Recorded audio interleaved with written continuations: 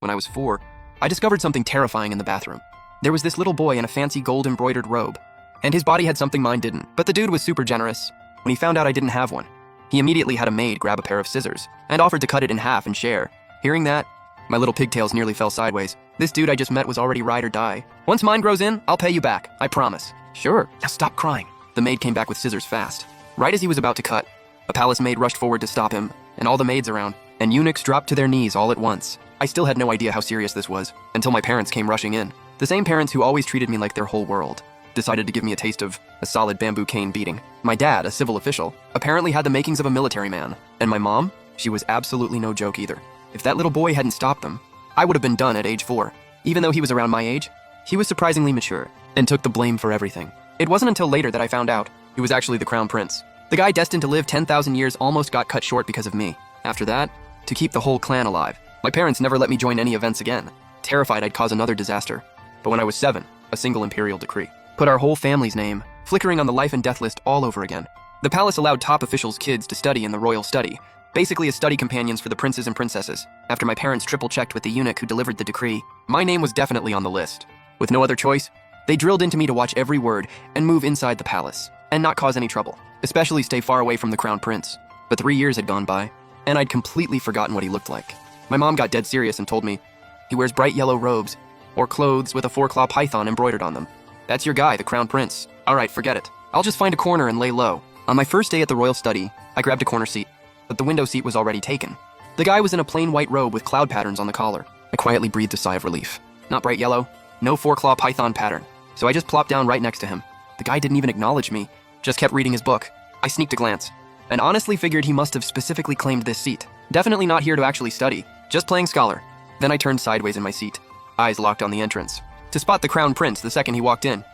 Just then, the red ribbons tied to my little pigtails got blown by the wind onto my seatmate's book. What are you looking at? I'm looking for the crown prince. You actually know the crown prince? Of course. Me and the crown prince, we're tight. Tight? We're talking a life or death kind of bond. My life and his crown jewels. Not technically wrong, but before I could finish my bit, someone behind me called out, "Crown Prince, brother!" And I completely froze. There was no one else around. That crown prince, brother, had to be for the guy right next to me. My mom totally set me up. After the crown prince briefly responded to that person, he turned and glanced at the top of my head. Every time I see you? Those little pigtails of yours are always crooked. Nearly a year into the royal study, the teacher was strict but easy to fool. The princes and princesses were dramatic but easy to manage. The only one I couldn't deal with was the minister's daughter, Liang Shukshui. She always had beef with me. Even back when we studied at the academy outside the palace, she was always going against me. We'd been going at it for years. It used to be a pretty even match. But ever since we got to the royal study, this good-looking Wang heir appeared out of nowhere and always took her side. Until one day I finally snapped and demanded, "Why do you always take her side? We've been engaged since we were babies. Why would I take your side instead? What even is a childhood betrothal?" I, Zijiran, have always made my own connections. Purely through my own charm, I had no idea there was this whole baby betrothal cheat code thing. Watching him gloat just made me even more annoyed. But I've always been competitive by nature. Whatever someone else has, I gotta have it too. But I was worried this thing might be the kind that gets your whole family executed. So I poked the crown prince sitting next to me and walked him through the whole situation. After hearing it, he said without even flinching, "Easy fix. I'll betroth myself to you." Bro, you are way too real. It's just a betrothal. Like it's even a big deal. You have one, just made it happen. That doesn't count as a betrothal. You don't even have a token. Trash betrothal. So many conditions. Fine, this jade pendant, that's your token. I grabbed the jade pendant without a second thought. After that, every time I lost an argument with Liang Shukshui, I'd whip out that dragon pattern jade pendant, and even though it drove him nuts, he'd back off every time. But he'd always glare at me and warn me, "Zijian, stop riding on someone else's coattails. Keep this up and karma's gonna get you." And sure enough, just like he said, karma came fast.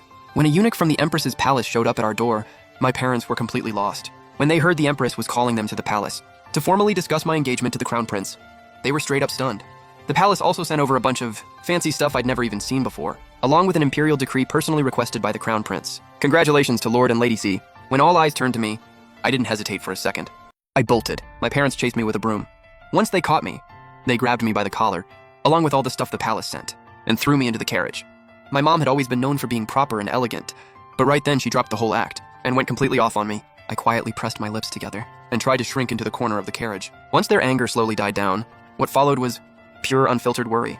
They said, "The Forbidden City eats people alive. Every single day is nothing but schemes and backstabbing." And me, I was too pure, too free-spirited to ever survive palace life. Once we arrived at the palace, I knelt beside my parents. As they said over and over, it was too great a burden. The emperor and empress heard them out, and ultimately decided to drop the whole thing. But those gifts, they still gave them all to me. The Crown Prince's family really are good people, even though the betrothal with the Crown Prince fell through. Every time I had beef with Liang Shuxue and that good-looking Wang heir, he'd always stand firmly on my side, no questions asked. Time flew by. A few more years passed. In half a year, I'd be having my coming-of-age ceremony. All my besties were already getting betrothed, but somehow not a single person came to my house. At all the banquets, they were either rocking the title of top beauty of Yangzhou or most talented lady in the capital, so I figured I'd get myself one of those titles too.